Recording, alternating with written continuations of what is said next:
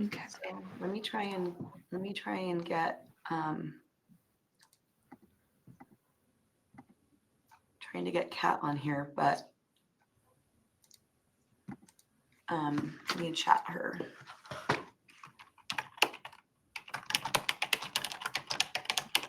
Oh, here she comes. Okay.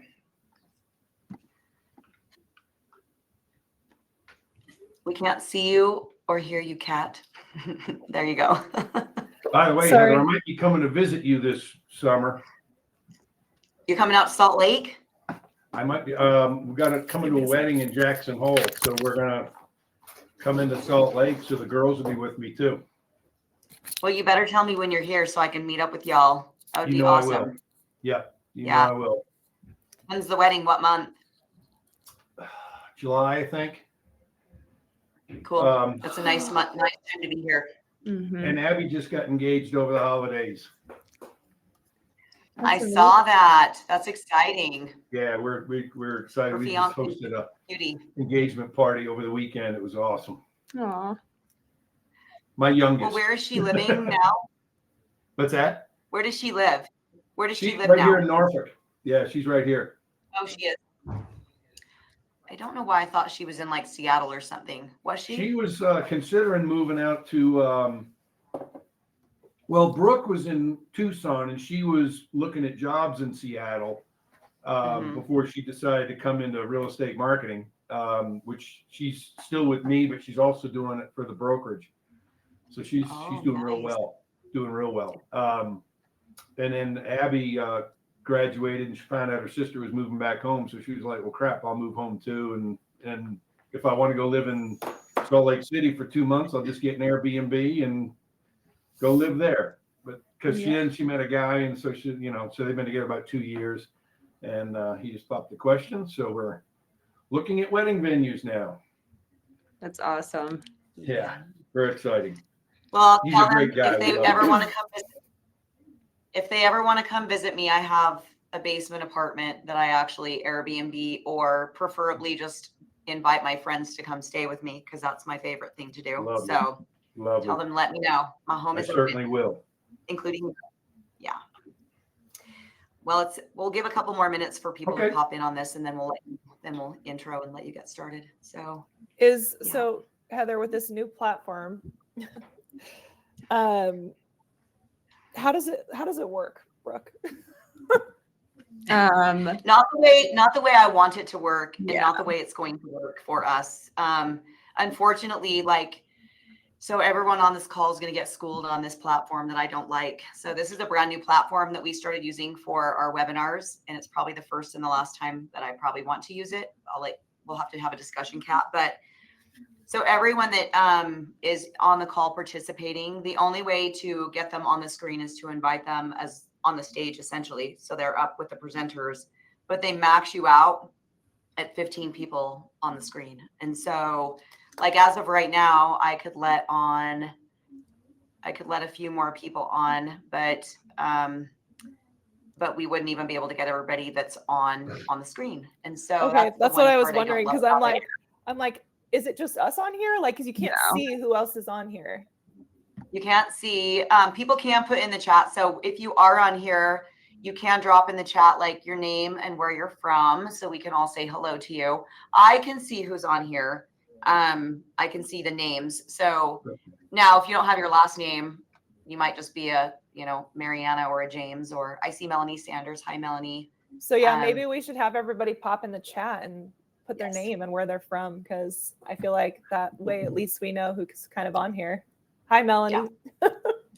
I'll do that too. We got Keith, Portland, Arizona, Mariana. Got someone from New York. Okay, cool. Yeah. So I wasn't sure if we were even live. I was like, where are all the people? Because we normally do live. Zoom. Yeah, we normally do Zoom, and then you can kind of see who all is here. But yeah, so it's kind of interesting. So yeah. Okay, cool. I guess they can see the share screen, right? Yes, we can see the screen. Okay. Yep. Okay. So let's get going. It's about 11:05 almost. So I'm Heather Roxburgh with Be Epic Marketing and Real Broker out in Salt Lake City, Utah, with my colleague Katrina Wells, whatever name you go by these days. We are partners. That's a topic for another day. Exactly. We have an amazing guest on here today, my dear friend Greg Chaplain. So Greg is out in Virginia Beach, and he runs the real estate home team. His team was established back in 2009, so they've been in business quite a long time. And they do a huge business. For the last 5 years, they've averaged over 365 transactions a year and over $100 million in sales volume. Their average price point is $300,000, so they've got to sell a lot of houses to hit that number. He's got a small and mighty team, actually 7 producers and 2 staff members. So you guys like really rock it with your numbers. So that's very impressive. So, but I really wanted to bring Greg on at the beginning of the year. I've had the opportunity to listen to him present to my team, my real estate team here in Salt Lake City, on building a business-to-business network. And I would say Greg is the master at this. He does it differently than I've ever seen before, which is intriguing, and why I wanted him to share his tools and the way that he prospects the business-to-business. And he gets a lot of, I want you to speak to how much business you actually get out of that network, but it's pretty significant. So with all due respect, I'm going to turn it over to you, Greg, and can't wait to hear what you have to say. Well, thank you. Thanks, Heather and Brooke and Kat. It's good to be with you today, and the Be Epic crew. Unfortunately, we can't see your faces today, but I know you're all out there. I can see the number at the bottom. So it's a pleasure to be with you. I think some of you I have met, and some of you we're just meeting for the first time today. But Heather, thanks so much for having me with you. I mean, it was an awesome year for you. I know I've read all the things that went on with your company over the last year, and obviously we stay connected through social and other platforms. But very excited about what you've got going on in Salt Lake City, and just know that you're my first call ever if I've got a referral coming up to Salt Lake. So I better be. But thanks for taking some time, boys and girls, and spending some time with us today. As Heather mentioned, one of the main platforms of my company has been very early in my career. I started working with some business-to-business relationships. So let me give you just a brief background on that, and then we're going to get into some material. But I, like many of you, am a corporate refugee. I came into the real estate industry after about a 13-year corporate experience where in the wine business. So I was in the consumer packaged goods business, but we represented wines from all over the world. And one of the things that I had to learn how to do is to call on companies and get my goals accomplished through other companies. It's one thing if you're within a company and there's a corporate structure, and the guy at the top has the biggest business card, so he makes the decisions and it kind of funnels down from there.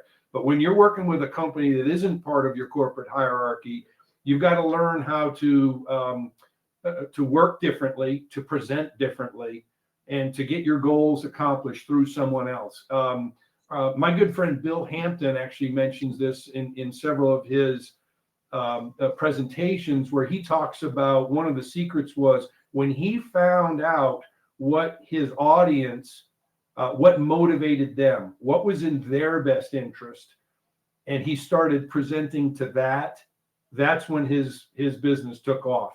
And we're going to talk about that dynamic today. It's understanding the business owner and what moves the needle for them, and then presenting to that strength. So business to business, as Heather mentioned, I might do it a little bit differently. This is how I learned to do it in the corporate field, and I brought it with me into real estate. So very early in my career, 2005 is when I started in real estate. So I'm now just entering my 20th year in real estate. I was very fortunate to come across a presentation called 100 Days to Greatness by Brian Buffini, the original 2003 version. And in that version, many of you might have seen it, many of you may remember that he talked about the pillars of your income. And it was in day 1 or day 2. And he talked about 4 or 5 pillars to your income, the people that you know before getting in real estate, people that you'll serve in real estate. And one of those pillars was businesses, or business owners that you know. And he kind of glanced over that and he went on with the rest of the program. But that was something that resonated for me because I had just spent 9 years with a particular company doing that very same thing. And so when I saw that, I was like, wow, I can do that. I've been doing it successfully for the last several years. I can do it here. And so that's what kind of started me down the road of presenting to business owners and to businesses about being a reciprocating partner with them. And so let's get into some of this now. And listen, a lot of this is going to sound extremely familiar to many of you. I know you've studied it, you've mastered it. So, I'm asking forgiveness up front if it sounds a little bit elementary, but you'll see that we're going to go to a certain point and you'll be like, okay, that's new. Okay. So forgive me for that, but I'm going to roll through this thing. So business to business, like working by referral, is a long-term strategy, and it requires time, care, education, attention, and consistency. Sound familiar? Yeah, it's exactly what you do with your business to person relationships. It's a long-term play. It is part of it is education. You're educating the client on what a referral looks like, and it requires time. It requires care. And most importantly, it requires us to be consistent in doing it and persistent in doing it. So this is nothing new. I love this graphic. So many of us who work by referral, whether we're talking to an individual or whether we're talking to a business, the word referral is our word. Okay. If I ask somebody, hey, will you refer me? And they say yes, what that typically means to them is if someone walked up to them and said, hey, I got to sell my house. Do you know a realtor? They're going to say, yes, I do. And they're going to call you. But that isn't how conversations happen, is it? At least in my market, it's conversations at the lunch table with your coworkers aren't as specific as that. It's more like, hey, we just found out my wife's pregnant with our 4th kid, man. We're busting at the seams in that 2-bedroom condo. Or it's, hey, I just found out I'm up for transfer. Or I just found out I'm getting a job promotion. I'm going to have to relocate. That's how conversation's going.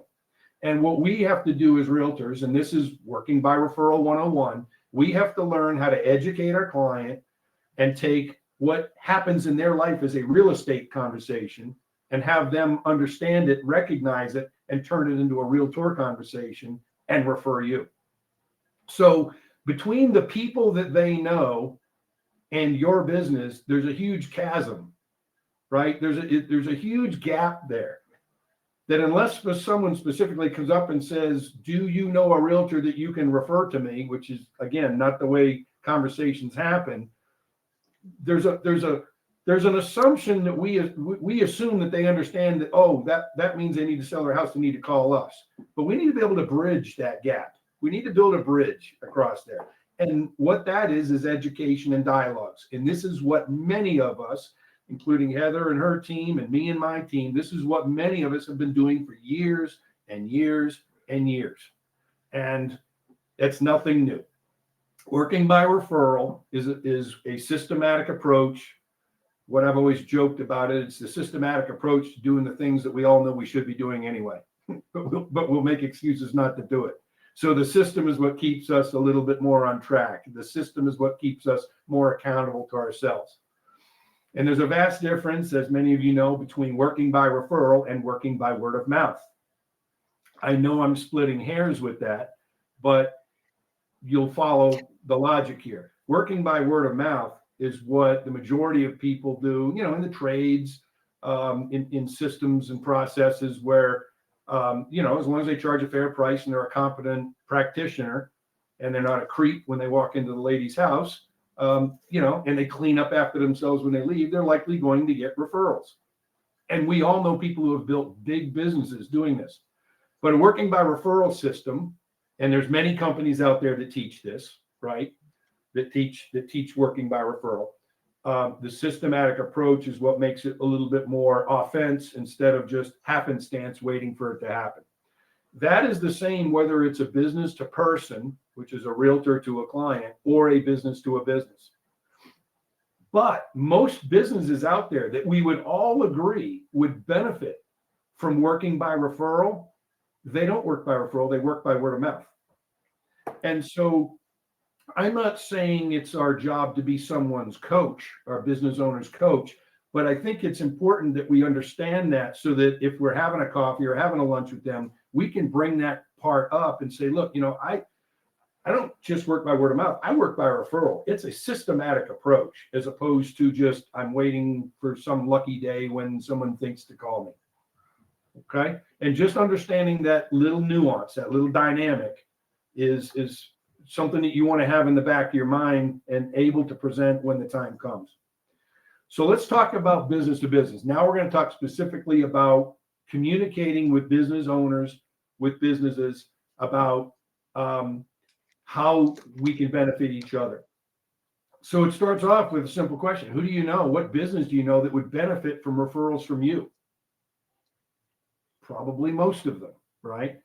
But you've got to, just like putting a database together, just like putting a spear together, you've got to get it on paper. You've got to identify the influencers, the business owners, and those that you want to communicate to. What am I looking for? It's the same thing you look for in the people that you refer. I'm looking for competency. I'm looking for professionalism. I'm looking for accountability, and I'm looking for experience. I don't want to refer a plumber who's always late. I don't want to refer someone who's jacked up the job a couple of times, right? Those of us that are in the referral business, we never quite give ourselves credit for the number of referrals we give out. We're pretty good at counting the ones that come in, but we're not too good at counting the ones that we send out. And I think it's too bad because, shoot, every time we sell a house, man, we might refer 15 to 20 people in that process. And I think we should hold our head up high and give ourselves credit for not only are we gracious recipients of referrals, but we're gracious referrers of other people. So who would be a candidate for a business-to-business relationship? Quite frankly, anything. It doesn't have to necessarily be in the real estate space. The obvious ones we always think of is, well, what lender can I refer that will refer me back? Well, look, they got a lot of mouths to feed, right? They know a lot of realtors. Just like a lot of people in your database know other realtors. But what makes you the realtor of choice is the relationship. So we're going to look at a wide variety of different industries, of different service providers, of different businesses that could be candidates. Now, I in preparing for this, I actually went to my own list. Okay. And I counted them up. I keep track of them because I've got to remember who to call. I have 27, and this is after 20 years of doing this. Okay. Just like your database, fresh water comes in and sometimes people go out, right? Businesses have come in, have referred me gobs of business over the year. Some of them don't refer me anymore. They're out, and I've brought new ones in. But I've got 27 businesses who I have a reciprocating relationship with, many at different levels. I refer to them as strategic alliances. That's what we call them in the corporate world. These are strategic alliances. I'm trying to align myself with the people and the influencers that understand that reciprocation and how valuable that is to both parties. But and to give you an idea of the categories, I do have 4 lenders that will refer me. I have 6 different realty networks. Okay. Buffini and Company, howtobuyahome.com.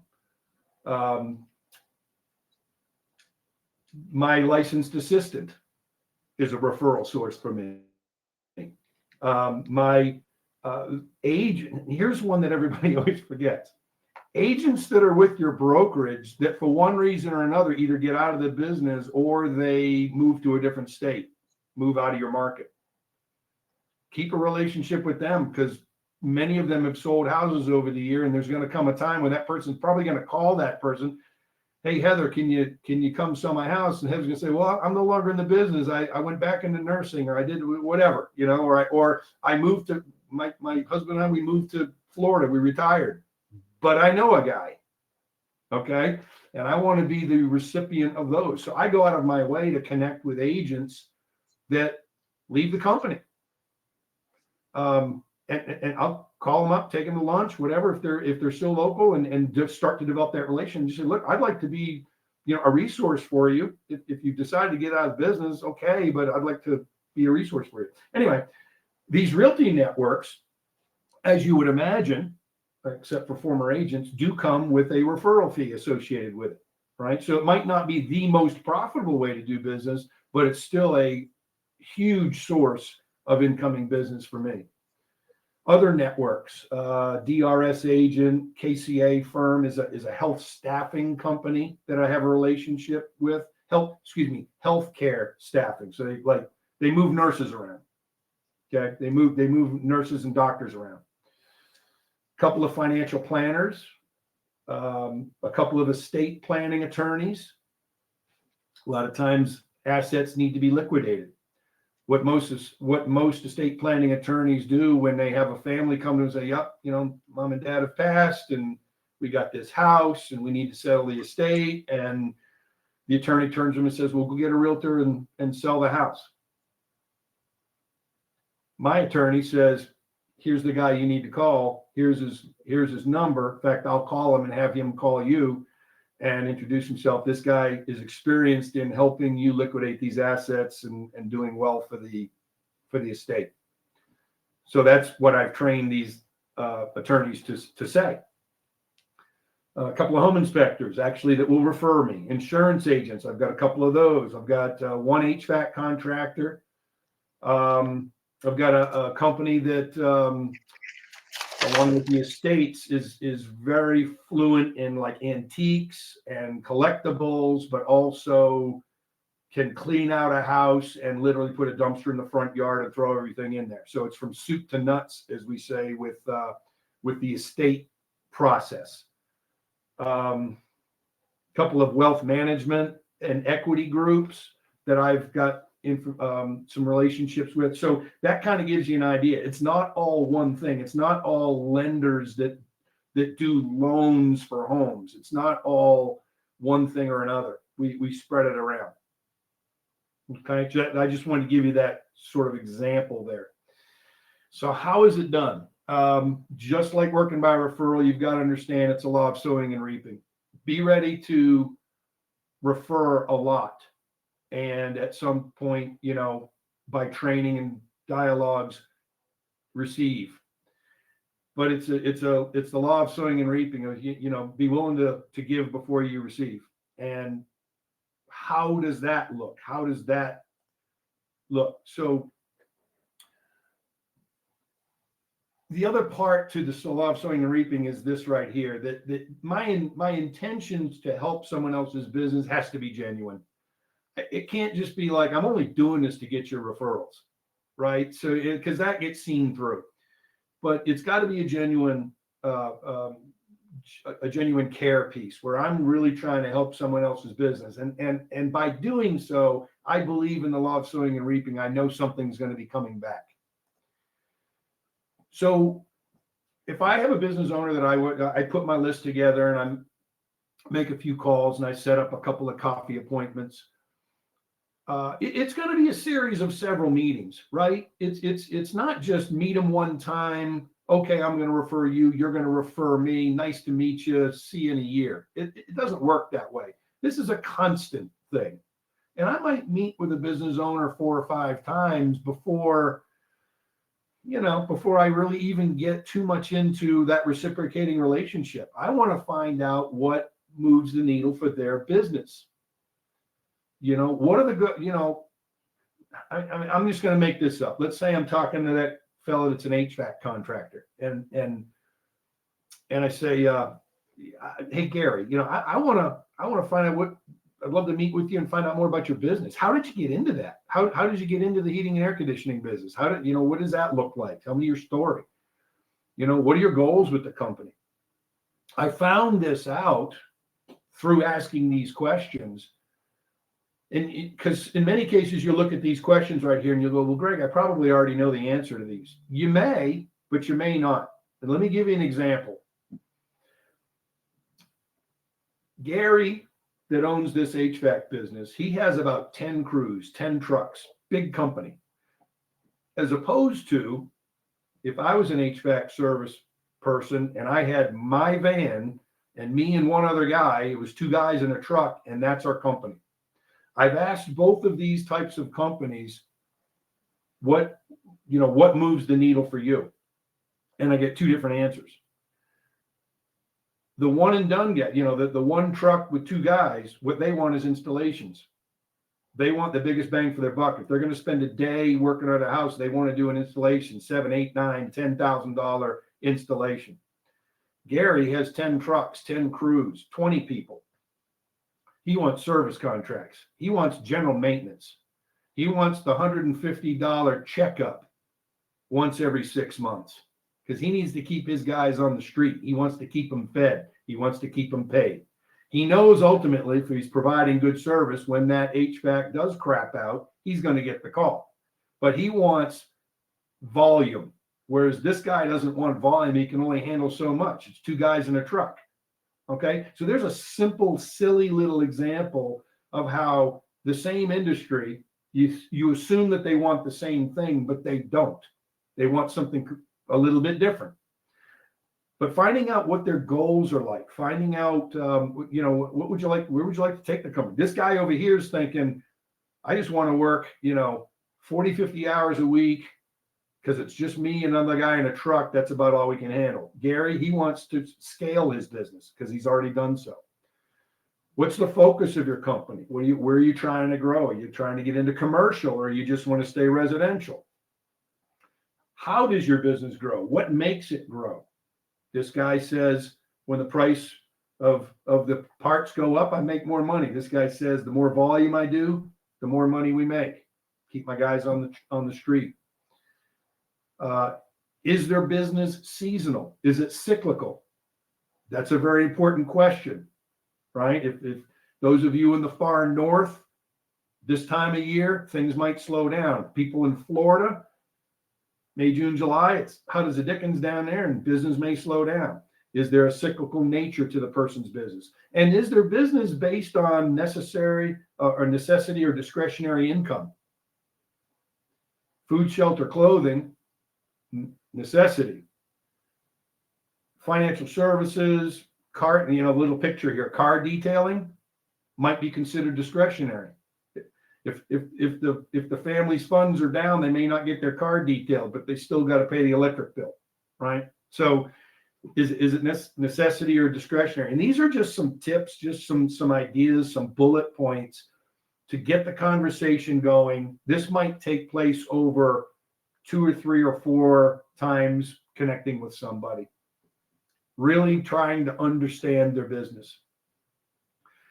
And my very good friend and coach, Dave McGee, once he gave me the line that probably has made our company millions. And that is, as I was describing how I'm building these relationships with him, he said, well, here's a great dialogue for you. What does a good referral look like to you? And that was the question I asked to the 2 different HVAC contractors that gave me 2 separate answers. Have them paint a word picture for you as to what a good referral looks like to them. Because as I found out, 2 companies, same industry, wanted something different. So I made them say the words. Now, if you're talking to somebody who works by word of mouth, not necessarily works by referral, strategically, when you ask them this question, they may not even have an answer for you. They've never thought about it. They've received referrals before, and they're happy when they get them, but they don't know how they got them. They just know they did a good job and charged a fair price. And they may not have the capability, the bandwidth to actually paint that word picture for you. So you've got to, stay on it and keep working that a little bit and throwing different things out. And ultimately, if you talk to the other person about it, they'll ultimately go, you know what a good referral looks like to me? This is it. my estate planning attorney, someone in their 40s or 50s that's done quite well, that needs to start thinking about the future, right? It isn't when something bad happens and the family's in probate. That's not when they need an estate planning attorney. They need it in advance of elderly parents, aging grandparents, things like that. So my antenna is always up, looking for people in my database who fit that description. I say, by the way, do you have an estate planning attorney? No, I don't. Well, you need to call my friend John. He's the best of the best. He actually did my wife and I, and he's super good. He can help you. And it's not as expensive as you think, and it will save you tons down the road. So what does a good referral look like to you? But draw it out of them. Draw out what it is, because many of them haven't thought about it. So that's cute, isn't it? So anyway, at the end of the rainbow, I kind of gave you the example of the HVAC contractor, but I'm open to, and I wish we had the live audience here and we could get some interaction going. I kind of feel like I went through that quickly. So I'm going to ask for any questions that there are, but we could take an occupation and I could give you some examples. I'll give you one additional example right now, because it's a little different than the one I just shared with you. Well, actually, it's a continuation of the same one. How about that? Let's do that. So the HVAC contractors. Gary, who owns the company, the large company with the 10 trucks and all the people, I said, hey, Gary, what do you charge for a service? $150. I said, okay. Would you be willing to do a one-time only with me for my preferred clients for, I don't know, make up a number, $75? The first one. And then 6 months from now, you charge them the regular $150. But the first one, would you do it for $75? $100? Whatever the number is. Okay, Greg, I'll do it for $75. Okay. I'm going to put a little coupon together. I'm going to make 100 of them, or I'm going to make 50 of them. That's another question. How many new clients do you want? Because I might blow up your switchboard. But let's just say he says, I'm looking to pick up 20, 30 new clients. Okay, well, I'm going to send out about 50, 60, 70 of these little coupons. And here's what I'm going to do for you, Gary. I'm going to send these out to my preferred clients. I'm going to send out these to people that I've helped purchase real estate here in the Hampton Roads area over the last 5 to 7 years. And I'm going to put this in their mailbox. But I'm going to do you one better. Within a week later, I'm going to call each one of those people. And I'm going to let them know, hey, did you get that coupon for Gary's HVAC service in the mail from me? And I don't care what they say. Yes, I got it. Yes, I got it, and I threw it away. Or no, I didn't get it. My answer is going to be the same. Don't worry. I'm going to send you another one right now. In fact, I'll email it to you right now. But I'd highly recommend give the guy a call. I mean, that is a heck of a deal he's doing just for my preferred clients. He's willing to do an HVAC service. It's normally $150 value. He's going to do it for $75. I'd take him up on it. Get his crews out there to service your HVAC. It's a really good thing to do going into the summer. Really good thing to do going into the winter, whatever. And so I'm going to get it in the mail. I'm going to call them and ask them if they got it. If they done it, I'm going to email it right to him. He might say, yep, I'm looking at it right now. Great. I strongly recommend take him up on that offer. That is a heck of a deal. That's a 50% off right there. And so that just is an idea, right? I've had people do that with hairstylists. I've had people doing it with car detailers. We've had people, I've obviously done it with HVAC and some other things as well. So I put a little coupon together, I put it out there, call behind it, and encourage a relationship.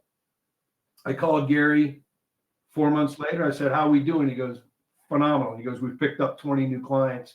We did the initial servicing, and they've already scheduled their 6 months out at the normal $150.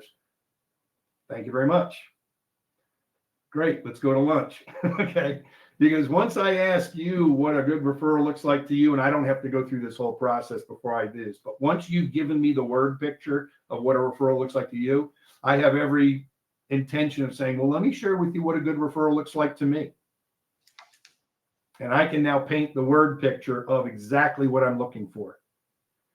Now, this is where we've got to use our specific dialogues, not just any old, hey, refer me to anyone you know buying or selling a house.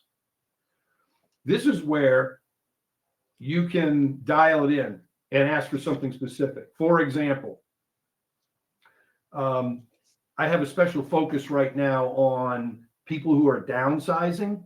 Those, family, so folks getting up in age that are downsizing. The kids are out, they're looking to downsize, moving to something smaller, moving a condo down at the beach, whatever that looks like.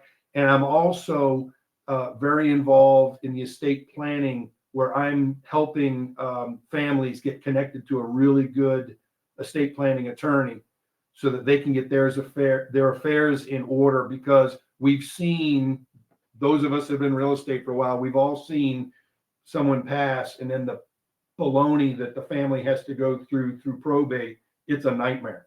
So if I can help that process and give them some good tips on that, that's what I'm looking for right now. You can specifically state what it is. Now, the next time I meet with you, I'm going to refer, what I'm looking for right now is military in the area that are up for orders, moving out of the area. Okay, so I can change what it is that I'm specific, what a good referral looks like to me. Every time I'm with you, I'm going to paint a different word picture. If I paint the word picture, when it crosses your path, you're likely going to recognize it. As opposed to, hey, if you know anybody buying or selling a house, give me a call. I ask service members all the time, you know anybody looking to buy or sell? No, I can't think of anybody. You know anybody up for orders? Yeah, I know 5 guys up for orders. Like, I bet you 3 of them have a house to sell. And I asked for that introduction. So using their words, painting the word pictures of what a referral looks like very specifically is the secret sauce. That's where the exponential referrals come in. So I try to give some context to little technique that we do there, but I'm open to any questions, Heather. I'm open to clarifying something that may have come out fuzzy. So I'll defer. Well, I want to say, like, what I love about what you just said too is you're like making that connection with the business owner and providing massive value, but then you're calling through your database. It gives you a reason to call. So like, especially if you've got team members, right? You've got team members, you're like, call around after this. You might get a referral additionally from your database, which I love. Very likely. And I love how I love your I don't remember when the word working by referral and working by word of mouth. I never really like differentiated between the two until you explained it to me. So I have to say thank you for that, because I say this to my team members and people all the time. Having a system in place is so important, and like a full-blown system, like you've got in place, your marketing, your social, everything that you do for your business, instead of just hoping that people give out your name. So I love that. We do have a couple of questions. I'll read them to you. I don't know if you can see them, but Ed asked, have you faced challenges finding a great business referral who is a poor referral-minded contact, or someone who refers at a high level but drops the ball in their services, and thoughts on how to manage that? Yes to all of that. I've had all that. And you manage it the best you can. So the first part of that question was finding a great business referral, but a poor referral-minded contact. So am I hearing like we've set up this relationship and I'm referring one way, but we're not seeing anything come back the other way? Is that what is meant by that? I think that's what I'm reading it to mean. Ed, yes, he says yes. Yep. Okay. Yes, that happens all the time. And obviously we're monitoring this, right? Because I'm sorting and qualifying my business to business database the same as I am my business to person database. So yeah, people come in and people leave. Not everybody I've connected to and set this up, has it worked? I mean, honestly, I probably get 1 out of 3. It's probably about right. Good old 80-20 rule, right? So yeah, I go through some people, I mean, these 27 people aren't the 27 people I've talked to. I've probably talked to 100 businesses over the years and established this relationship to find those 27. And there were some other people that were on that list 3 to 4 years ago that are no longer on that list. And there's a couple people on that list that weren't there 3 years ago that are now. So it's just like working by referral. working in a database. I love this at this time of the year too, because I actually just last week Heather spoke at RIS Media's annual ring in the new year thing. And this was my topic. And I said, a lot of people come into the year and I always say, I sort and qualify my database at least every 6 months, but certainly at the first of the year, I always do that because things are down a little bit. It's a good time to do it. And I was talking to an agent about this, and their comment to me was, oh yeah, I set up my database 4 years ago. And I'm like, 4 years ago? I mean, relationships change constantly. A database is a living, breathing thing. It changes all the time because relationships change all the time. And if we don't recognize that, and we just say, well, I sold that person a house and I'm in contact with them, they're going to use me, but we don't know that their wife got licensed in real estate 3 years ago, chances are you're not going to get that listing, right? So we've got to know this. You only know it by contact. You only know it by resorting and qualifying several times throughout the year. And the business to business database is exactly the same. I'm in contact with these people on a regular basis, and I know what's going on with their businesses. How's things going? This, that, the other. Has the economy affected you as much as real estate? And sometimes yes, and sometimes no. I hope I answered the question.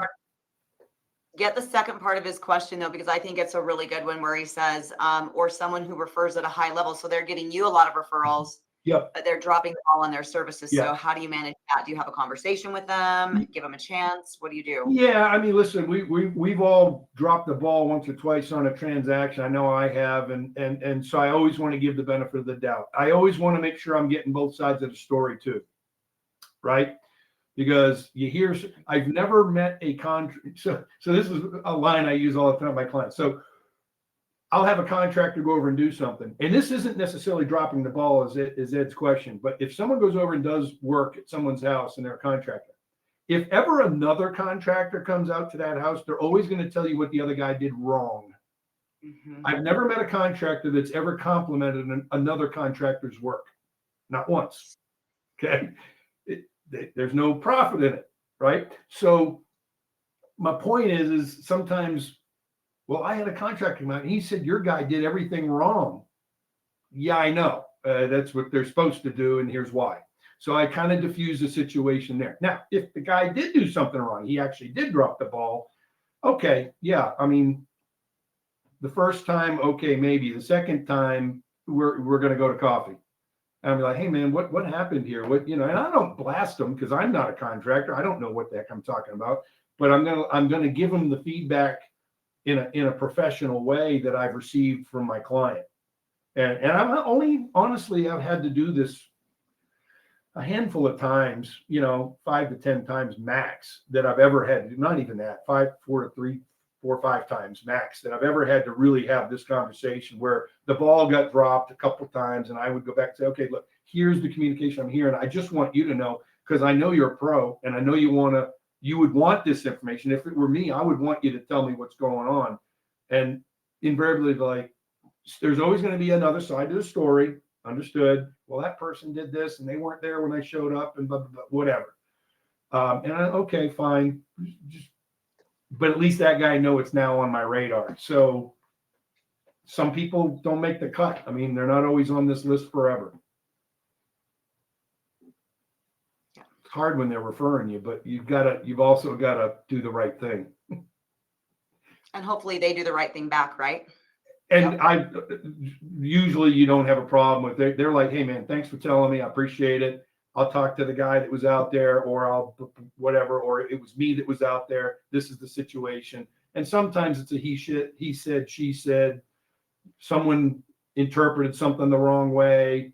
But whenever I get a contractor telling me another contractor's work is shoddy, it's like, yeah, no kidding. That's what you're supposed to say. Yeah. True. I hope that answered that question. Crystal had a question. Can you see it? Which one? No, go ahead. If you see it, read it.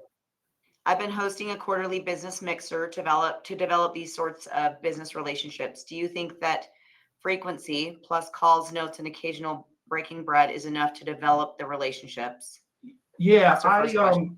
I've done mixers also. I just can't get as intimate with each individual business and their business owner to find out the answers to the questions that I need. So I find, and this is the way I'm wired, this is my profile, this is my, my strong suit is the one-on-one. If I can meet someone for coffee or lunch, I'm going to draw out the answer to those questions much more effectively than in a mixer scenario. Now, the mixers are great for the camaraderie, for the community, and introducing this contractor to that contractor, and getting a good fist fight going. No, I mean getting maybe some people that can help each other too. But it creates that community and that bond, and it does deepen the relationship. But I find the fact finding is much more effective for me one-on-one. She also asked, she's been hesitant to invite more than one business owner in a particular field. So how do you handle that? That's why I meet them one-on-one. Mm-hmm. I don't invite them to the same mixer. Or I might. I've got a couple of home inspectors I brought out to the same mixer before, but I'm not meeting with them both at the same time to talk about reciprocating relationships. Makes sense. Any other questions anyone has?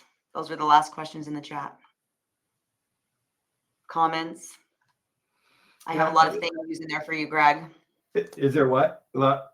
I said there's lots of love in there for you. It's Well, amazing. back at you. You guys are my heroes. So it's, I'm honored to be in business with all of you. And, I know guys, that a lot of this sounds very familiar, very trivial, very elementary. Guess what? It works. It's just a matter of doing it. It's the old adage, the more you do, the better you get, the better you get, the more you do, the more you do, the better you get, the better you get, the more you do. Well, I think too, when markets get hard, especially our markets right now, where a lot of people aren't moving unless they absolutely have to, having those business connections are super important, just like the agent connections, because they are encountering people that are updating houses and having to relocate, and they're learning more about people's lives. And so, I mean, I know I've been grateful for my referral network that I've had with agents over this last couple of years, when my clients are just like, we can't sell, we're not leaving our homes. So I think it's important, like you say, to have different pillars of your business. And this is a huge one that I do think it gets overlooked a lot. It's easy to overlook it because we're so busy in the day-to-day with the individual clients. It's that next step. It's going to the influencers. I was very fortunate to adopt it early in my career. But and one of the questions you asked at the very, very beginning is, what's the impact? Well, if it weren't for business to business, I wouldn't have had the bandwidth necessarily to start a team. We did, I think 60% of our business last year was through referral through a B2B network. It was 40%, excuse me, 40%. The other portion of it. Yeah. It's significant, right? On 300 deals, that's a lot of business. And it's what gave me the opportunity to be able to spin some business off to some agents and bring them along. And I teach my agents how to do this too. This isn't something that I preclude them from doing. I would encourage them to do it. Most don't, but that's normal, right? But this is just an opportunity. It's just one extra piece to take, one extra thing to put into your arsenal, one extra strategy to add to what we all subscribe to, and that is working by referral. There's two more questions. So Crystal asked, do you use Referral Maker to track and sort your businesses, or do you use a different system? I use Referral Maker. Okay. Yep. And then Earl says, do you have your vendors sponsor events and other marketing materials? If so, do you allow more than one person within a particular field to contribute to an event? We allow them to sponsor some of our client events, and I will typically keep it to one per industry. But then we got another client event coming, so I'll go to the other guy for the next one, right? a blender, for example. But yes, we not so much on the materials, although we could do that. We could do, different sponsorships for sell sheets or things like that, or, leave behinds with open houses or whatever. That would all be appropriate as well. But I'm going to go to the people who understand reciprocation. I'm not going to go to the person down the hall just because they're down the hall. I'm going to go to the person who I'm trying to deepen that relationship with, that I want to. Now, if it's a person down the hall, that's great. But I'm going to the one that understands reciprocation, that understands that we're trying to, and no, I'm not looking for one referral back for every one I give you. That's not, I know I'm the one that's going to be doing most of the referring. I get that. I am looking for some reciprocation and certainly the effort. But I can monitor that over the course of a couple of months, and and then I start looking for somebody else if they're not picking it up. And or tell them to give you money to help pay for events, right? Yeah, or there's always that. We give them that's kind of a way to get them in there too, a little sponsorship. Yeah, I think that's good. Yeah. So this particular slide right here, and we won't do this today, but what I do is, when I was teaching this to a class, when it was interactive, people in the room, I'd say, all right, someone raise their hand and give me an industry, and they would raise their hand, and hairdresser, and I'd say, okay, let's take hairdresser, and we would build a plan, and it was another one of those kind of coupon idea, right? But there might be somebody else in a different industry. We have to come up with a different strategy on how to connect with that person and how to find a way to bless them. And we could find it. I mean, every one of these industries here, you could probably figure it out. Yeah, that's a good idea, actually. I like So that. it's a fun little role play to do with your teams. Anybody that's got, a couple people get together and just kind of let's take who's got an influencer in their database that they want to have this connection with, and then just brainstorm it and come up with a way to maybe connect with that person and find a way to bless their business. Now, you've got to have the answer to those questions. What moves the needle for them? Mm-hmm. It might not be what you think.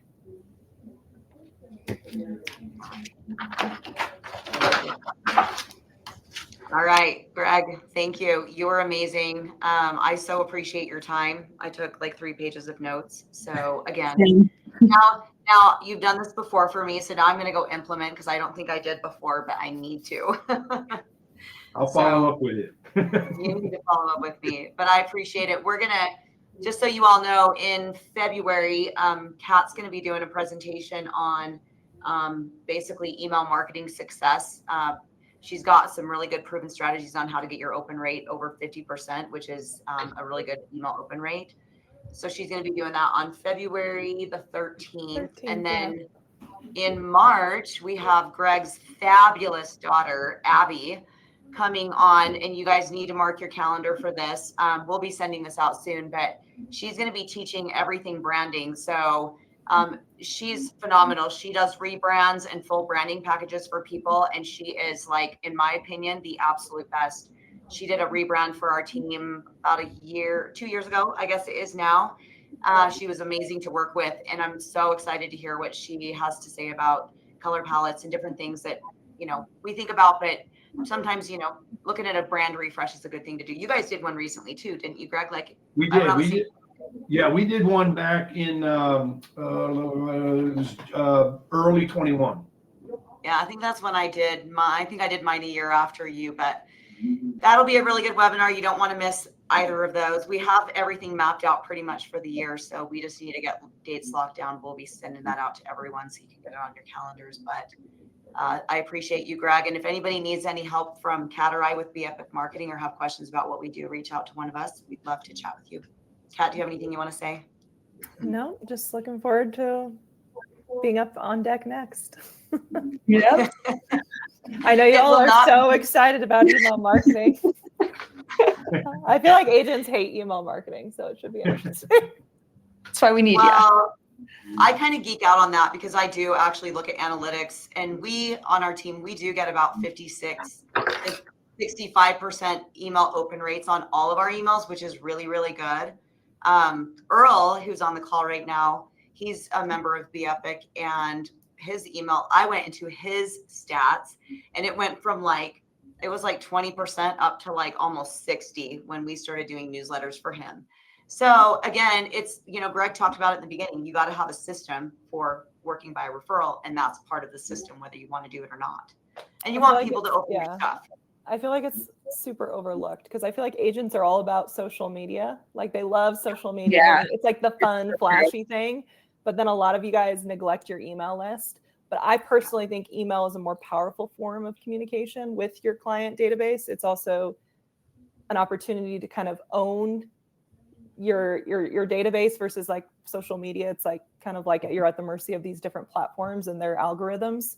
So I'm excited to kind of basically break down what I do to create a successful email. And there's definitely sort of like 3 different sections that I always include. So I'm excited to share that. And I'm also glad to hear that about Earl's email, that he's now experiencing a higher open rate, almost double. Sorry, Earl, I had to get into your back end and see how you've done since you've been in BEPIC, and it's been better for you. So, anyways, thanks everyone. Thank you, Greg. If anyone has questions, reach out, and Happy New Year, and cheers to a prosperous 2024. I think it's going to be a great year. Yes. Into that. Happy New Year, everybody. Yeah. Happy New Year. Thank you so much. All right. See y'all later.